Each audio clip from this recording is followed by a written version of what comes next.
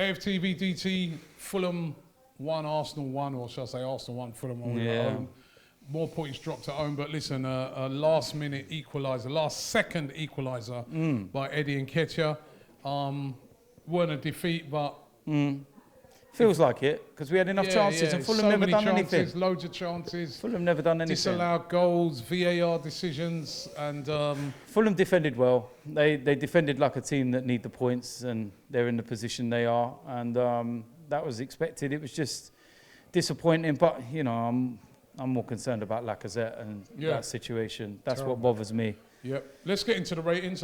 Matt Ryan in goal. Mate, if we're worried about strikers, get him up there.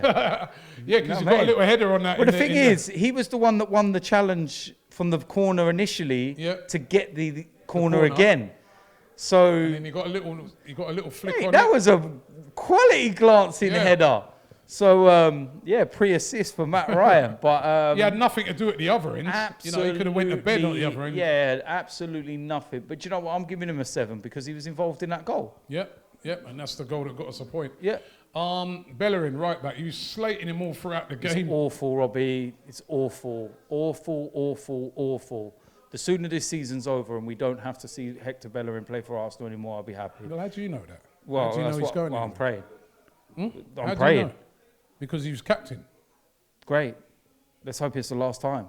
Sorry, it's not good enough. Not good enough. End of. Poor. 4.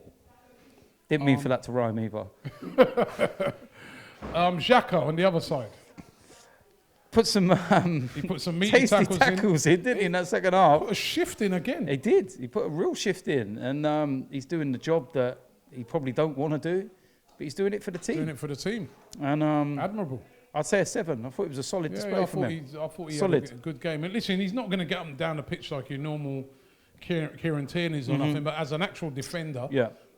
That's what we miss. That's what we miss. He's better than probably. But that's what we miss. That attacking threat. Because multiple times the ball went out to Martinelli. And there's no overlap. And you would normally wait for that overlap. It'd be exciting to see him. Yeah. So I'm just thinking about it as I'm saying this, right? Like at the moment we're missing all that, but Tierney, Luiz, could be now Aubameyang, now Lacazette. Mate, and weren't it a month ago we were all celebrating no injuries? Yeah, you know, I mean, these are all big players that are missing. It's amazing. It's a test for everybody, isn't it? It really is. Rob Holding. I thought he was the better out of the two. And he was solid. He didn't really do nothing wrong. There was nothing else to do in that respect. So 7 as well. Gabriel gave the penalty away. Poor. What can you say? Look, few times now he's been very rash. Yeah, very rash. And you know, ultimately looks like a young player sometimes that he's got all the ability. But just like, you're like, hey, bro, just calm down. And I think maybe now you can see why Pablo Mari's been playing. Yeah, because he offers a bit of composure. Yeah, I did feel a little sorry for him there because he went and you see he's trying to stop. Yeah, he did try to stay out of the way. He's trying to pull out. He's got his hands up as if, you know. But his touch is the reason why he's in that situation. Nothing else. Wasn't like a player went through and he had to, you know, it was his touch. If you take a decent first touch, you clear your lines, job done. So I would say a 4 as well because he gave the penalty away. Okay, El Neni. Doesn't offer us anything.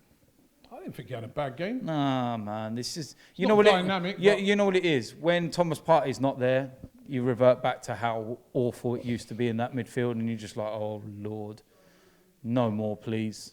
Just don't think he offers anything. Maybe someone that can come off the bench every now and then and run around and squad player. Yeah, 5.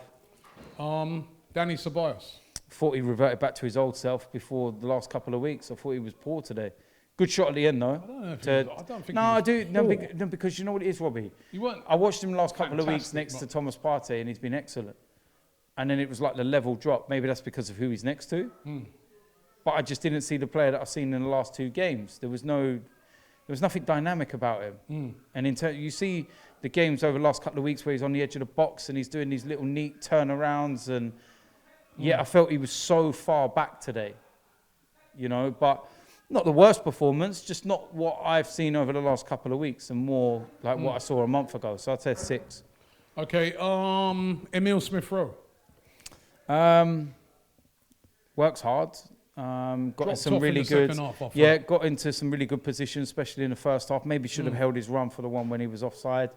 But yeah, he's still a young boy. He's still learning, and listen, all round, you know what he's offering to this team. So I'd say a 6 for his performance. Okay, Saka, constant threat, constant. You know, had a shot where he cut inside towards the end as well. If that would have went top corner, my word. But what I like is that he's, especially from Thursday and more today as well, I'm seeing more of that confident player, the one that picks wide, drops inside and looks confident, will have a shot. And so, yeah, I thought he was decent in an attacking sense. It was just lacking that little bit of cutting edge. So I'd say 7. 7 for him. Lacazette. Gutted, man. Came off injured, of course. Gutted. Having a quietish game before that, to be fair. Yeah, there was one moment where he got put in and it got stuck under his feet and it kind of fell out. And yeah, he had that chance where he had the shot and dragged it wide and he should have slipped in. I can't remember who was on that side, but I'd probably say a 5 because coming off with the injury and everything. All right, Gabriel Martinelli. Very lively, and you see what you get with him. And I felt should have scored though. Yeah, on in the game. He should have. But you know what? He did the right thing because he went back across goal, which is what because the way that was looping, he had to go back across goal. And it was good in its, in the way that he tried to apply it. It was just the direction. But I think you saw in that final 20 once Lacazette went off, and he got more of a central position. How lively he is and how many problems he can cause. And I felt he'd done more in that final 20 minutes to Fulham's back line than he did in the previous 60 and causing problems. Because the problem when he's out on the left-hand side is he gets the ball out there and he's always having to go 1 against 1 or 1 against 2 because there's no one overlapping. So it's really difficult. But in that central area, he was able to just be free. So I'll say a 7 as well. I thought he was decent today. Okay. Eddie Nketiah. Super sub. Yeah, get the goal. Came on, got the goal. Yeah, got the goal. So you've got to say, had chances beforehand. I thought the first one was difficult, although should have been better. Then there was the one where the ball was laid into him and his touch was dreadful. Yeah, that's not a chance, is it? Well, yeah, because if he touches good, he has a chance. No, if he touches good, he's in. But yeah, he's in with a chance, but he didn't. Yeah, but what I'm saying is, because his touch was dreadful, he was in with nothing. A decent striker, touch, shot. Do you know what I mean? So that was poor. But then right place, right time. And fair play to him. So I'll give him an 8 because he got the equalising goal. All important. Partey weren't on long enough really to impact. Let's go to the manager. Do you know what the thing is? I see more people... points dropped at home. I know people... But listen, Robbie, you look at the context of that game. And it was a mistake that conceded the penalty for the goal. And apart from that, there was nothing else. We had 2 goals disallowed. We had the goalkeeper making an absolute worldie of a save from Pepe. So that goes in. Automatically, you sit there and go, unbelievable substitution. Pepe's come on, bang. Because what would have happened, if that goes in, Eddie scores, you'd have been sitting there now going, boy, look at that. 2 substitutions by the manager and both subs have scored. Genius. It's fine margins in football, Robbie. That's the issue. I mean, the fine margins is that didn't happen. So no, it didn't. It didn't. But I would say, look, I ain't got no problem with the team he selected. Because again, if you want to moan about the team selection, say, why you rest this player? Why you rest that player? Well, he didn't rest Lacazette and now we've lost him. And if he did rest Lacazette today, everyone would have been moaning. So you're damned if you do and you're damned if you don't. But I would say, because we didn't win at home, probably 6. All right, the referee today? Awful. A few controversial decisions. Oh, it's Pawson, isn't it? He's crap, man. 0. All right, well, that's the player ratings. Do you guys agree with DT's player ratings? Let us know. Leave it in the comments. But, yeah, it's more points dropped at home. But probably a point rescued, if we're being honest, because we were seconds away from losing the game. So well done to Eddie Nketiah.